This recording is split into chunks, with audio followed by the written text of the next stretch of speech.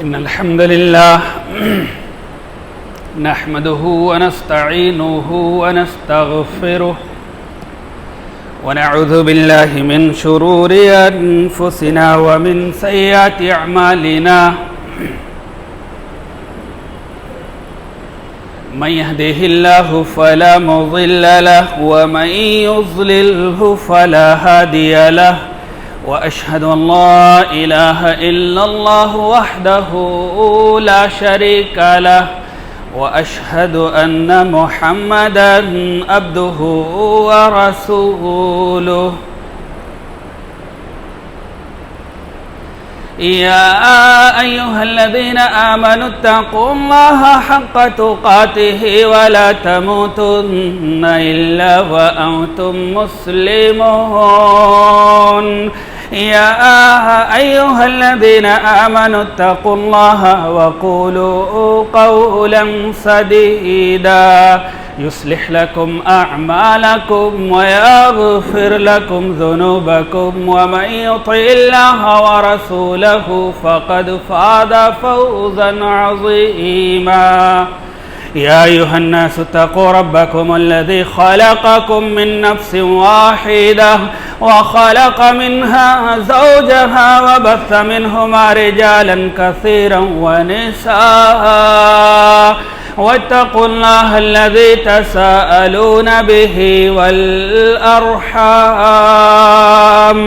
إن الله كان عليكم رقيبا أما بعد فإن خير الحديث كتاب الله وخير الهدي هدي محمد صلى الله عليه وسلم وشر الأمور محدثاتها وكل محدثة بدعة وكل بدعة ضلالة وكل ضلالة في النار. أعوذ بالله من الشيطان الرجيم. بسم الله الرحمن الرحيم. لو أنزلنا هذا القرآن على جبل لرأيته خاشعا متصدعا من خشية الله وتلك الأمثال نضربها للناس لعلهم يتفكرون. وقال النبي صلى الله عليه وسلم خيركم من تعلم القرآن وعلمه. رواه البخاري.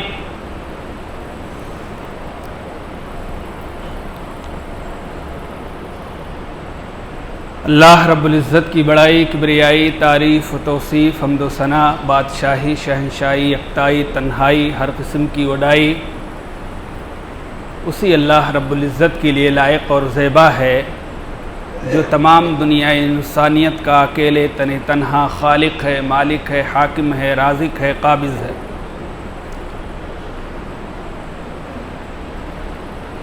درود و سلام نازل ہوں تمام انبیاء کرام پر، خصوصاً سیدنا سید الآخرین، سید الاولین والآخرین، امام الانبیاء والمرسلین، امام المجاہدین والمتقین، امام الحرمین والقبلتین، امامنا فی الدنیا، امامنا فی الآخرہ، امامنا فی الجنہ، کل کائنات کے سردار میرے اور آپ کے دلوں کے بہار جناب حضرت محمد الرسول اللہ صلی اللہ علیہ وسلم پر. اللہم صلی علی محمد وعلی آل محمد کما صلیت علی ابراہیم وعلی آل ابراہیم انکا حمید مجید. اللہم بارک علی محمد وعلی آل محمد کما بارکت علی ابراہیم وعلی آل ابراہیم انکا حمید مجید. رحمت و بخشش کی دعا علی رسول، اصحاب رسول، اہل بیت، تابعین، تبع تابعین اور بر وقت جو امت کے اغوا، رہبر، رہنما، پیشوا. حاضرین جمعہ، قوم و ملت کے جوان اور نوجوان ساتھیوں، بڑے بزرگوں، عزیز بچوں، نیز میری پیاری ماؤں اور بہنوں، خطبہ مسنونہ کے اندر جس آیت کو میں نے آپ لوگوں کے سامنے پیش کیا ہے، اسی آیت کی روشنی میں اور ایک حدیث جو کہ بخاری شریف کی ہے،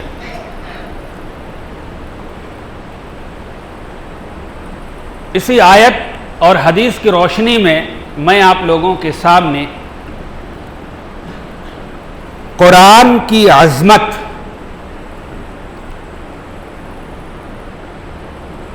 کے حوالے سے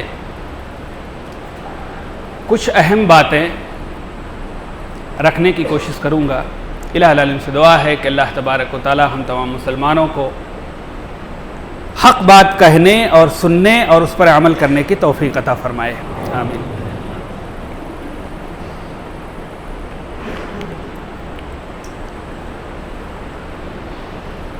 قرآن کی عظمت کے لیے صرف ایک بات کافی ہے، بس صرف ایک بات کافی، کچھ بھی نہ بیان کیا جائے، صرف اتنا کہہ دیا جائے کہ یہ کلام منزل من اللہ ہے، اللہ، بس آپ کوئی فضیلت مت بیان کیجئے، صرف اتنا آپ کہیے کہ بھائی یہ تو اللہ کی طرف سے نازل کردہ ہے، بس اس کی فضیلت کے لیے اتنا ہی کافی ہے کہ جس کلام کو اللہ تبارک و تعالیٰ نے خود نازل کیا ہو وہ کتنی برکت والی کلام ہوگی۔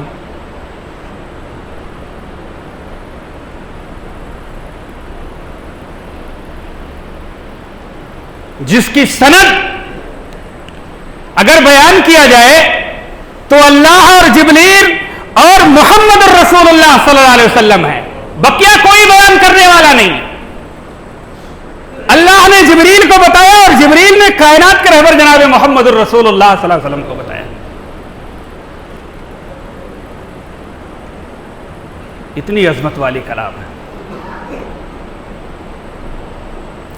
اس کی عظمت کو یوں بھی سمجھا جا سکتا ہے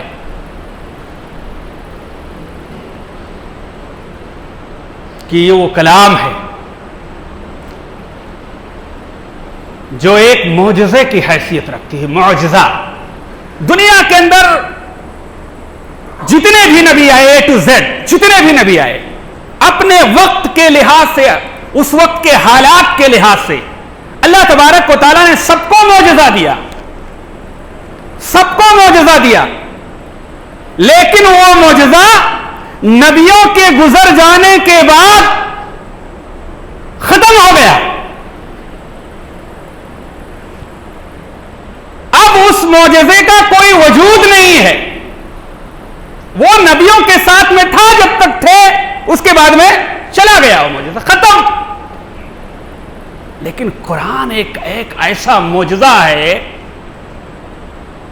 جو تھا، ہے، قیامت تک رہے گا، اللہ اکبر، جو تھا اور ہے اور قیامت تک یہ معجزہ باقی رہے گا۔ اس کے اندر اگر کوئی آدمی زیر و زبر کا بھی فرق کرنا چاہے تو قیامت کے صبح تک نہیں کر سکتا۔ یہ ایک ایسا معجزہ ہے۔ موسیٰ علیہ السلام کو، حضرت عیسیٰ علیہ السلام کو بھی اللہ نے معجزہ دیا تھا۔ عیسیٰ علیہ السلام بے اذن اللہ کے حکم سے مردے کو زندہ کر دیتے تھے، نہیں زندہ کر دیتے تھے۔ کوئی بیمار آئے، ہاتھ پھیرتے، بیماری غائب ہو جاتی تھی۔ موسیٰ علیہ السلام کو اللہ نے ایک ایسا معجزہ دیا تھا جو عجیب و غریب تھا، جیسے یہ ڈنڈا ہمارے ہاتھ میں ہے، اللہ تبارک و تعالیٰ نے ایک لکڑی دے دیا، ایک ڈنڈا دے دیا، زمین پر چھوڑتے تھے تو اژدہا بن جاتا تھا، اللہ اکبر۔ سمندر کے اوپر ڈنڈے کو مارتے تھے تو سمندر راستہ بنا دیتا تھا، نہیں بنا دیتا تھا۔ لیکن موسیٰ علیہ السلام چلے گئے تو پھر اس کے بعد میں اس لکڑی کی کیا حیثیت رہی؟ ایک لکڑی کی رہی، وہ صرف لکڑی بچی، اس کے بعد میں وہ سمندر پر مارنے سے راستہ نہیں بنا سکتا تھا، وہ زمین پر چھوڑنے سے اژدہا نہیں بن جاتا، ختم ہو گیا۔ لیکن قرآن ایک ایسا کلام ہے، ایک ایسا معجزہ ہے کہ باقی ہے، قیامت کے صبح تک باقی رہے گا، اللہ اکبر۔ اور قرآن ایک ایسا کلام ہے، اس کی عظمت کو آپ سمجھیں کہ کتنی بہترین کلام ہے یہ، اور کتنا پاورفل کلام तबारक व तआला ने उम्मत मोहम्मदिया को दिया। समझना होगा तुमको, इस कुरान को समझना होगा, और नहीं समझे तो हिलाकत हमारे और आपकी मुकद्दर बन जाएगी, तबाही और बर्बादी हमारे और आपकी मुकद्दर बन जाएगी, हिलाकत बर्बाद कर दिए जाएंगे, गुमराह हो जाएंगे, अकीदे और ईमान के अंदर फसाद बरपा हो जाएगा, गुमराह हो जाओगे, लोग आपको सफे हस्ती से मिटा देंगे, खत्म कर देंगे, आपको काट पीट के रास्ते पर कर देंगे, अगर इस चीज को आपने नहीं समझा। क्या कलाम अता किया है कि जिस कलाम की हिफाजत की जिम्मेदारी खुद अल्लाह ने ली है। बताइए, दुनिया के अंदर कोई किताब ऐसी मौजूद नहीं है कि जिसकी हिफाजत की जिम्मेदारी अल्लाह ने ली हो, लेकिन एक कलाम जो हमारे पास है उसकी हिफाजत की जिम्मेदारी खुद अल्लाह ने ली है। इन्ना नहनु नज़्ज़लना ज़िक्रा व इन्नहु लहाफ़िज़ून। अल्लाह तबारक व तआला ने कहा है कि हमने इस कलाम को सबसे अशरफ नबी इस रूए जमीन के सबसे अशरफ जगह मक्का और मदीना के जगहों में हमने नाजिल किया है, और हम ही इस कुरान की हिफाजत करने वाले हैं। एक ऐसा कलाम है। और याद रखिए कि जब तक आपका रिश्ता इस कुरान से रहेगा, जब तक आप महफूज रहेंगे, अल्लाह तबारक व तआला ने कुरान करीम की हिफाजत की जिम्मेदारी ली है, कुरान के मानने वालों की जिम्मेदारी ली है। लेकिन अगर कुरान के मानने वालों ने लापरवाही की तो कुरान तो अपनी जगह पर रहेगा, लेकिन कुरान के मानने वाले इस रुए जमीन से मिटा दिए जाएंगे। अल्लाह, इतना बड़ा खजाना हमारे पास है, इतना बाबरकत कलाम हमारे पास है, और इतना बाबरकत कलाम होने के बावजूद भी आज मुसलमान जगह जगह परेशान है। वजह क्या है?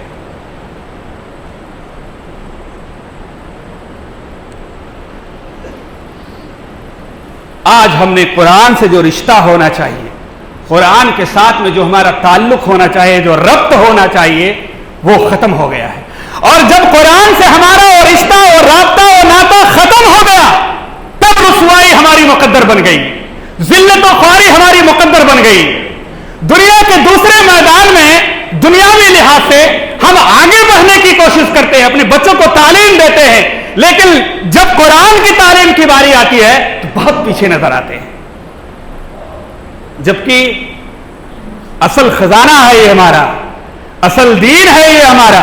अगर हमने इसको नहीं सीखा और सिखाया तो हमारा वजूद मिट जाएगा, हमारा वजूद खतरे पर लगा, हमारा दांव खतरे पर लगा हुआ है, हमारा ईमान और अकीदा खतरे में है अगर हमने इसकी हिफाजत ना की। याद रखिए, इसीलिए अल्लाह के नबी जनाब मोहम्मद रसूलुल्लाह सल्लल्लाहु अलैहि वसल्लम ने बयान फरमाया है, खैरुकुम मन तअल्लमल कुरान व अल्लमहु। तुम में सबसे बेहतरीन लोग वो हैं जो पहले खुद कुरान को सीखे, उसके बाद में दूसरों को सिखाए। सबसे बेहतरीन लोग हैं इस रूए जमीन पर कुरान को सीखने वाले और सिखाने वाले। आप खुद सीखिए, दूसरों को सिखाइए, खुद सीखिए, अपने बच्चों को सिखाइए। ये सबसे बेहतरीन लोग हैं। और क्या कलाम अता किया है अल्लाह तबारक व तआला ने, जो कलाम हमारी हिफाजत दुनिया के अंदर करेगी। राब्ता उससे कीजिए, दामन उसका पकड़िए जो आपको दुनिया सुधार दे, जो आपका दुनिया सुधार दे, जो आपका कब्र के अंदर सवालों जवाब जो हो उसके अंदर साथी और मददगार बन जाए। आखिरत के अंदर हश्र के मैदान में जब अल्लाह के सामने आप खड़े हो तो वहां आपका साथी और मददगार बन जाए। देखिए, इस दुनिया के अंदर इंसान आता है तो 3 दौर से गुजरता है, जानते हैं? 3 दौर से गुजरता है। दुनिया, उसके बाद में मरने के बाद ये पीछे कब्र, उसके बाद में मैदान हश्र। और तीनों जगह पर अगर आप कामयाब होना चाहते हो, तीनों जगह पर, दुनिया के अंदर भी कामयाबी आप चाहते हो, कब्र के अंदर भी कामयाब होना चाहते हो, और आखिरत के अंदर हश्र के मैदान में कामयाब होना चाहते हो, तो कुरान से आपको राब्ता करना पड़ेगा, पढ़ना पड़ेगा, सीखना पड़ेगा, उस पर अमल करना पड़ेगा। आप इंशाअल्लाह दुनिया के अंदर भी कामयाब हो जाओगे, कब्र के अंदर भी कामयाब हो जाओगे, और हश्र के मैदान में भी कामयाब हो जाओगे। कैसे कामयाब होगे? ایک روایت ہے، حضرت جبیر بن مطعم رضی اللہ تعالیٰ عنہ اپنے باپ سے روایت کرتے ہیں، بزار کی روایت ہے، طبرانی کے اندر یہ روایت موجود ہے، علامہ البانی رحمۃ اللہ علیہ نے اس روایت کو صحیح کیا، بڑی زبردست روایت ہے، بڑی پیاری روایت ہے، آپ سنیں۔ حضرت جبیر بن مطعم رضی اللہ تعالیٰ عنہ کہتے ہیں قال كنا مع النبي صلی اللہ علیہ وسلم فی الجحفۃ، حضرت جبیر بن مطعم رضی اللہ تعالیٰ عنہ کہتے ہیں کہ ہم لوگ اللہ کے نبی جناب محمد الرسول اللہ صلی اللہ علیہ وسلم کے ساتھ میں مقام جوفا میں تھے۔ اللہ کے نبی نے کہا قال الیس تشہدون اللہ الہ الا اللہ وحدہ لا شریک لہ وانی رسول اللہ وان القرآن جاء من عند اللہ۔ تین سوال کیا۔ اللہ کے نبی نے کہا کہ بھئی کیا تم لوگ اس بات کی گواہی نہیں دیتے ہو کہ اللہ کے علاوہ عبادت کے لائق کوئی نہیں ہے؟ پہلا سوال۔ دوسرا سوال کیا کہ کیا تم لوگ اس بات کی گواہی نہیں دیتے ہو کہ میں محمد الرسول اللہ ہوں، اللہ کا رسول ہوں؟ تیسرا سوال آپ نے کیا کیا تم لوگ اس بات کی گواہی نہیں دیتے ہو کہ جو قرآن اللہ تبارک و تعالیٰ نے ہمارے اوپر نازل کیا ہے یہ اللہ کی طرف سے ہے؟ قلنا بلا یا رسول اللہ۔ اللہ اکبر۔ صحابہ کرام رضوان اللہ اجمعین کہتے ہیں کہ ہم لوگوں نے کہا کہ اللہ کے نبی ہاں ہم گواہی دیتے ہیں کہ اللہ کے علاوہ کوئی معبود برحق نہیں، عبادت کے لائق وہی اللہ ہے، آپ اللہ کے نبی اور اس کے رسول ہیں، قرآن اللہ کی کتاب ہے، منزل من اللہ ہے۔ فقال ابشروا، اللہ کے نبی نے اس کے بعد میں کہا بھائی خوش ہو جاؤ، ابشروا خوش ہو جاؤ۔ اس کے بعد میں کہا فإن هذا القرآن طرفه بيد اللہ، اللہ کے نبی نے کہا کہ یہ قرآن ہے اور اس کا ایک سرا اللہ کے ہاتھ میں ہے۔ مثال دی، سنیے دوستو، لے کے جائیے آپ اور دیکھیے کہ ہمارا تعلق قرآن کے ساتھ میں کتنا ہے۔ کہیں ایسا تو نہیں کہ ہم نے قرآن سے جو رشتہ ہونا چاہیے اس کو توڑ دیا، جس کی وجہ سے ذلت اور گمراہی ہمارا مقدر بن گئی اور ہم ذلیل و خوار ہو رہے ہیں، مارے مارے پھر رہے ہیں۔ اللہ کے نبی نے کہا کہ اس کا ایک سرا اللہ کے ہاتھ میں ہے، وَتَرَفَهُ بِأَيْدِيكُمْ، اور دوسرا سرا تمہارے ہاتھ میں ہے۔ اللہ اکبر۔ جس کا ایک سرا اللہ نے پکڑ کے رکھا ہو اور دوسرا سرا تمہارے ہاتھ میں دے دیا ہو، ہمیں پکڑا دیا ہو۔ اللہ نے اس سرے کو تو پکڑ کے رکھا ہے، ہمارا حال کیا ہے؟ جب تک اس لکڑی کو ہم پکڑے رکھے ہمارے ہاتھ میں چھوڑ دیں گے گر جائے گا، ان کے اوپر زمین پر گر جائے گا۔ جب تک ہم اس سرے کو اپنے ہاتھ سے پکڑے رہیں گے جس کا ایک سرا اللہ کے ہاتھ میں ہے، اللہ تبارک و تعالی ہمیں گمراہی سے بھی بچائے گا اور ہمیں ہلاک ہونے سے بھی بچائے گا۔ یاد رکھیں،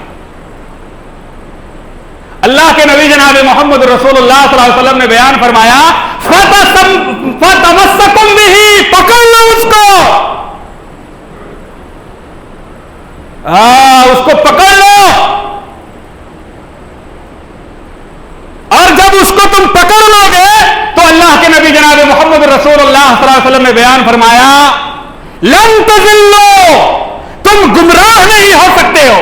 یعنی شیطان کا بھی باپ آ جائے، باپ شیطان کا باپ آ جائے تو آپ کے عقیدے کے اندر بگاڑ نہیں پیدا کر سکتا، آپ کو منکر حدیث نہیں بنا سکتا، آپ کو منکر قرآن نہیں بنا سکتا، آپ کے ایمان اور عقیدے کے اندر بگاڑ نہیں پیدا کر سکتا ہے شیطان۔ لن تضلوا، کبھی نہیں، نیور، کبھی نہیں ہو سکتا ہے کہ شیطان آپ کو گمراہ کر دے، دنیا کے لوگ آپ کو گمراہ کر دیں، ایسا نہیں ہو سکتا۔ وَلَن تُهْلِكُوا، اور دنیا کے اندر کیسی بھی حکومت آ جائے، ظالم سے ظالم حکومت آ جائے، آپ کا ایک بال بھی بیکا نہیں کر سکتا ہے۔ اللہ اکبر۔ اللہ کے نبی نے کیا بات کی ہے؟ دونوں چیزیں بیان کر دی ہیں۔ شیطان آپ کے ایمان اور عقیدے کو بگاڑ نہیں سکتا، یعنی آپ کو گمراہ نہیں کر سکتا۔ ظالم لوگ جو آپ کے اوپر حکمراں بن کر کے آ جائیں، اگر قرآن کا ایک سرا جس کا ہاتھ اللہ اللہ جس کا ایک سرا اللہ کے ہاتھ میں ہے اور دوسرا سرا آپ کے ہاتھ میں، آپ نے اس کو پکڑے رکھا تو دنیا کی کوئی طاقت، شیطان کا باپ آپ کو گمراہ نہیں کر سکتا، اور ظالم سے ظالم حکومت بھی آپ کو کاٹ پیٹ نہیں سکتی۔ لیکن جیسے ہی اس سرا کو جو ہمارے ہاتھ میں ہے ہم نے اس کو چھوڑا تو پھر کیا ہوگا؟ آپ ہلاک بھی ہوں گے اور گمراہ بھی ہوں گے۔ کیا بات ہے! دیکھیے، آپ ہلاک بھی کر دیے جائیں گے، آپ مارے بھی جائیں گے، آپ کے عزت سے کھلواڑ کیا جائے گا، اور آپ گمراہ بھی ہوں گے، آپ کے ایمان اور عقیدے کے اندر جو ہے کمی، کوتاہی اور ضلالت و گمراہی پیدا ہو جائے گی۔ اب ہمیں اور آپ کو دیکھنا ہے کہ قرآن سے ہمارا کتنا رابطہ ہے، جس کا ایک سرا اللہ کے ہاتھ میں ہے۔ اگر ہم نے چھوڑ دیا تو ہمارا حال کٹی پتنگ کے مانند ہو جائے گا۔ جب تک پتنگ ڈور کے ساتھ میں ہے آپ اڑاتے رہتے ہیں، اور جیسے ڈور سے پتنگ ٹوٹ جائے، الگ ہو جائے، کہیں جھاڑ پہ لٹک جاتی ہے، کہیں سڑک پہ گر جاتی ہے، کسی کے گھر میں چلی جاتی ہے، اس کا کوئی وجود نہیں رہ جاتا۔ اللہ اکبر میرے بھائی اور دوستو، تو اگر آپ نے قرآن سے رشتہ جوڑا تو اس کا فائدہ یہ ہوگا کہ قرآن دنیا کے اندر آپ کو ضلالت و گمراہی سے بچائے گی، اور دنیا کے اندر اللہ تبارک و تعالیٰ قرآن جو ہے آپ کو ہلاکت سے بچائے گی، ہلاک ہونے سے بچائے گی۔ آپ کی عزت بنی رہے گی، آپ کی شان و شوکت بنی رہے گی، آپ کو پاس جو بطور نعمت اللہ تبارک و تعالیٰ نے مال و دولت دیا ہے، اللہ تبارک و تعالیٰ اس کی حفاظت کرے گا۔ یہ قرآن کی برکت ہے، لیکن اس سے رشتہ رکھنا پڑے گا، اس کو پڑھنا پڑے گا، پڑھانا پڑے گا۔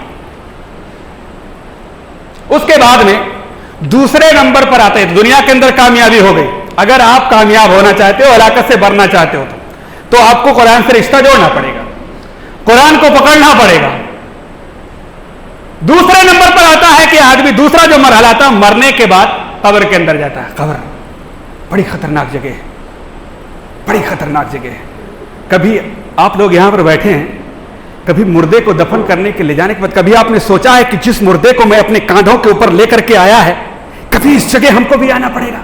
کبھی آپ نے سوچا ہے، آج اے سی میں بیٹھے ہوئے، گاڑی میں بیٹھے اچھے سے گاڑی، کبھی آپ نے سوچا کہ ایک ایسی جگہ ہے جو اندھیری کال کوٹری ہے، جہاں ایک دن مجھے جانا پڑے گا؟ آپ نے کبھی یہاں دنیاوی زندگی کے اندر سوچا؟ لذت لینا بھول جاؤ گے، دنیا کے اندر زندگی گزارنا بھول جاؤ گے۔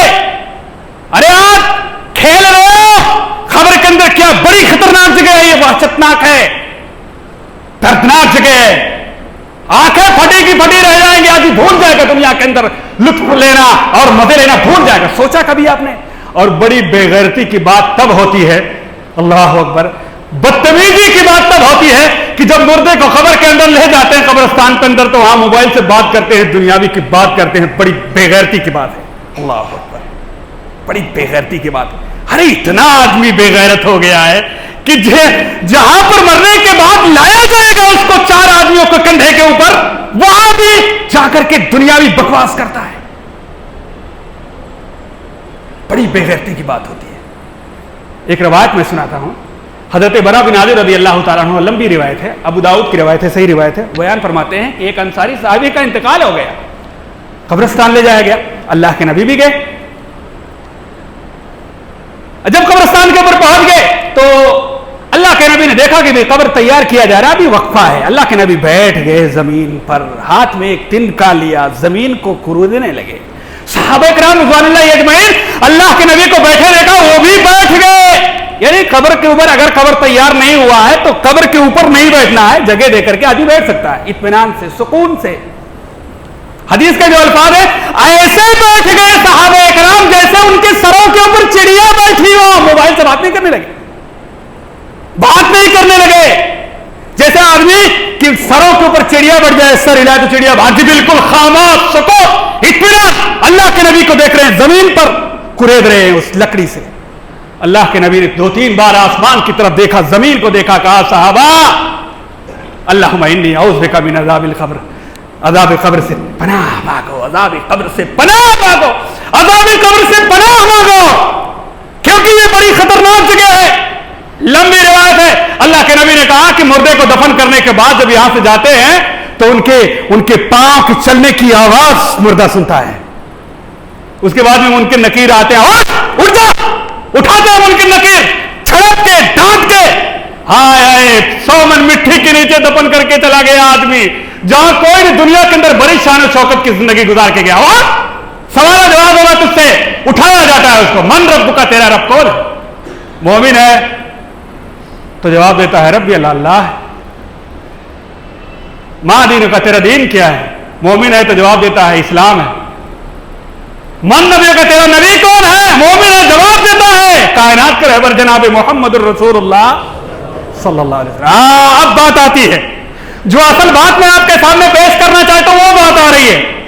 تینوں سوالوں کا جواب دے گیا. فرشتے کہتے کیا بات ہے, بڑا سوال جواب دینے والا ہو گیا. تو یہ ساری چیزیں جو تو جواب دیا ہے, دین اسلام ہے, محمد الرسول اللہ صلی اللہ علیہ وسلم اللہ کے بندے اور اس کے رسول ہیں, اللہ اکبر, تو مومن اور موحد ہے, اللہ اکبر.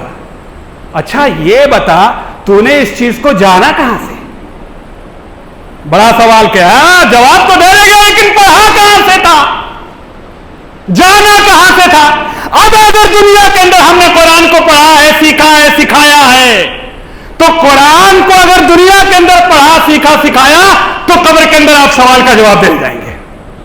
فرشتے پوچھتے ہوئے تو نے جانا کہاں سے, تو وہ جواب دے گا دنیا کے اندر میں نے قرآن کو پڑھا, اس کے اوپر ہی مان لایا اور اس کی تصدیق کی. پڑھا تو بھائی دنیا کے اندر, ارے جب پڑھ کے جاؤ گے اور پھیلا کے جاؤ گے تب نہ سوال کا جواب دو گے. جب یہاں نہیں پڑھ کے جاؤ گے تو وہاں کون سی کھیتی کاٹو گے بھائی؟ اللہ سوال جو پھر تو تیار ہو جائے گا. پھر قبر کیا کیا کیا جائے گا اس کے لیے, جنتی لباس, جنتی کھڑکی اور تحد نگاہ, اس کے قبر کو کشادہ, یہ سب لمبی بات ہے. بہرحال وہاں بھی کامیاب ہو جائے گا. اور یہ قرآن کی برکت ہوگی جو دنیا کے اندر قرآن پڑھ کے گیا ہے, اس کی وجہ سے سوال کا جواب دے جائے گا. اور قرآن کی برکت یہ ہوگی کہ وہ یہ جواب دے گا کہ ہم نے قرآن کو پڑھا, ایمان لایا اور اس کی تصدیق کی. کامیاب ہو گیا, دنیا کے اندر بھی کامیاب ہو گیا, قبر کے اندر بھی کامیاب ہو گیا. اب ایک مرحلہ ہے جو سب سے بڑا خطرناک ہے, قیامت کا منظر ہے. بس 2-1 منٹ کے اندر بات کو ختم کر دیتے. ہاں قبر کا حشر کا میدان ہے, آج پکڑا گیا, بہت گناہ کر کے آئے ہو, پکڑے گئے وہاں پر, یہ کیا وہ کیا, فلاں گھوٹالہ کر کے چلے آئے وہاں سے, یہ خرابیاں کے ہو, یہ کی وہ کی, سب کر کے پکڑ لے گئے. فرشتے دونوں طرف کھڑے ہیں, آگے پیچھے دائیں بائیں. فرشتے کھڑے ہیں, دائیں دیکھتا ہے اللہ گناہ ہی گناہ نظر آ رہا ہے, بائیں دیکھتا گناہ ہی گناہ نظر آ رہا ہے, سامنے دیکھا اللہ کھڑا ہے, پیچھے تو دیکھ نہیں سکتا. کیوں نہیں دیکھ سکتا بھائی؟ پیچھے چمڑی ادھیر دیں گے فرشتے جو ہے ہنٹر لیے کھڑے ہیں. دنیا کا معاملہ کیا تھا میں بتاؤں؟ اگر 4 پولیس والے آپ کو بلا گئے ادھر آپ, تمہارے ڈر کے صرف اسی کو دیکھتے ہو, پیچھے دیکھنے کی ہمت نہیں ہوتی, اور فرشتے کھڑے رہیں گے ہنٹر لیے. سامنے اللہ کھڑا, کیسے پیچھے دیکھے گا؟ پیچھے دیکھے گا تو فرشتے اس کی چمڑی نکال دیں گے. اب وہ حیران پریشان, کوئی دیکھنے والا نہیں, کوئی پرسان حال نہیں, دونوں طرف گناہ کے انبار ہے. اللہ حضرت امام باہی رضی اللہ تعالیٰ نے کیا عظمت والے کلام عطا کی ہے اللہ تبارک. مسلمانوں رابطہ کرو, دنیا سدھر جائے, قبر کے سوال و جواب آپ کو آ جائیں, آپ کی آخرت سدھر جائے. کیا کلام عطا کیا ہے آپ کو اللہ نے, کیا کلام عطا کیا ہے, اور اسی سے ہمارا یہ رابطہ ہے. حضرت امام باہری رضی اللہ تعالیٰ عنہ بیان فرماتے ہیں کہ اقرأوا القرآن فإنه یأتی یوم القیامہ شفیعا لأصحابہ.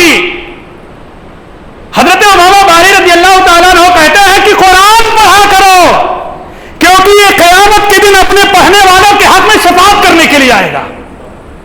قرآن پڑھا کرو میرے بھائی اور دوستو, یہ قیامت کے دن. اور قرآن کو اللہ سے اجازت لینے کی ضرورت نہیں ہے میرے بھائی اور دوستو, نبی اللہ سے اجازت لیں گے شفاعت کرنے کے لیے, ولی اللہ سے شفاعت کرنے کی اجازت لیں گے, پر قرآن نہیں لے گا, کیونکہ قرآن اللہ کا کلام ہے, اللہ نے نازل کیا ہے. جب وہ آدمی حیران پریشان ہوگا اور کوئی اس سے نہ بن پڑے گی, کچھ بھی نہیں بن پڑے گی, اتنے میں قرآن آ جائے گا. قرآن آ جائے گا. اور قرآن کیسے آئے گا؟ اللہ کے نبی جناب محمد رسول اللہ صلی اللہ علیہ وسلم نے فرمایا فقرؤ الزہراوین. قرآن کے اندر 2 سورت ہیں جسے 2 پھول کہا گیا ہے, 2 پھول کہا گیا ہے. اللہ اکبر. وہ ہے سورہ بقرہ اور سورہ آل عمران. زیادہ سے زیادہ اس کی تلاوت کیا کرو. کل قیامت کے دن یہ آئے گا آپ کے سفارش کے لیے. آئے گا, ضرور آئے گا, پکا آئے گا, پکا. جب آپ اللہ کے سامنے کھڑے ہوں گے, کچھ بھی بننا پڑے گا آپ سے, تب یہ آپ کے پاس آئے گا اور اللہ سے کہے گا اللہ اس کو بخش دے, میں اس کے حق میں شفاعت کرتا ہوں. اور جیسے دنیا کے معاملے میں اپنا حق لینے کے لیے کسی سے کٹ حجتی کرتے ہیں, بحث و مباحثہ کر لیتے ہیں, اللہ سے قرآن یہ بحث و مباحثہ کر لے گا. اور آخرکار اللہ قرآن کی شفاعت کو قبول کرے گا, تصدیق کرے گا اور اس آدمی کو بخش بھی دے گا. اللہ ایسے آئے گا. اللہ کے نبی نے بیان فرمایا جیسے 2 بدلیاں آتی ہیں. جانتے ہو منظر کیسا ہوگا؟ حشر کا میدان کیسا ہوگا؟ پسینے میں ڈوبے لوگ ہوں گے, کیا خطرناک منظر ہوگا. اور ایسے میں 2 بدلیاں آپ کے سر کے اوپر آ جائے جو آپ کو اے سی کے مانند اپنے قبضے میں کر لے, آپ کو گرمی سے بچا لے. اللہ کیا حالت ہونی چاہیے بھائی. قرآن آ جائے گا 2 بدلی کی شکل میں. اللہ اکبر. اللہ کے نبی نے مثال دی جیسے 2 پرندوں کا جھنڈ جاتا ہے, ایسے ہی 2 جھنڈ کے درمیان کی طرح جو ہے قرآن آ جائے گا اس کی شفاعت کرنے کے لیے. اللہ اکبر. اور آخرکار اللہ تبارک و تعالیٰ اس کی شفاعت کو قبول کرے گا. میرے بھائی اور دوستو, پتہ کیا چلا؟ لمبی روایت ہے. پتہ کیا چلا اس روایت سے؟ دنیا کے اندر بھی قرآن آپ کا ضامن ہے, قبر کے اندر بھی ضمانت لے رہا ہے, اور آخرت کے اندر بھی آپ کی سفارش کر رہا ہے. اور اللہ قرآن کی سفارش کو قبول کر رہا ہے. اور اللہ سفارش کو قبول کرنے کے بعد قرآن اس کے ہاتھ کو پکڑے گا اور سیدھے جنت کے اندر لے جائے گا, گائیڈ کرتے ہوئے چلو جنت کے اندر. دنیا کی کوئی طاقت اس کو روک نہیں سکتی. اللہ قرآن گائیڈ کرے گا. آپ دنیا کے اندر کہیں دیکھنے کے لیے کوئی مندر چلے جاتے ہیں نا, تو گائیڈر بہت ملتے ہیں, یہ دیکھ لو, یہ دیکھ لو, یہ دیکھ لو. کیسا گائیڈ ہوگا بھائی جو آپ کا ہاتھ پکڑے اور جنت کے اندر لے جائے. اللہ اکبر. قرآن سے رشتہ کرو, قرآن سے رشتہ جوڑو میرے بھائی اور دوستو. قرآن کو سمجھو, پڑھو, پڑھاؤ, اور قرآن کی تعلیم کو عام کرنے کے لیے اپنے روپے اور پیسے کو خرچ کرو. یہ سب سے بہترین صدقہ ہے, سب سے بہترین جو ہے خیرات ہے. یاد رکھیے دنیاوی مسائل کو حل کرنے کے لیے کیا سے کیا آدمی کر ڈالتا ہے, لیکن دینی معاملے میں, ایمان اور عقیدے کے معاملے میں, خاص طور سے قرآن کے معاملے بڑے پیچھے نظر آتے ہیں. اور بڑی عظیم خوشخبری ہے آج ہمارے لیے.